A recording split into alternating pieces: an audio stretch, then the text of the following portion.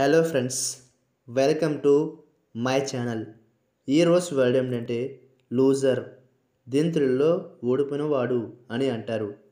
దీని definition: a person that loses or has lost something, especially a game or contest. అంటే తెలుగులో ఏదైనా కోల్పోయిన వ్యక్తి, ముఖ్యంగా ఆట లేదా పోటీ. దీనికి సంబంధించిన కొన్ని ఎగ్జాంపుల్ చూద్దాం. వాటితో ఇంకా బాగా అర్థం చేసుకోవచ్చు.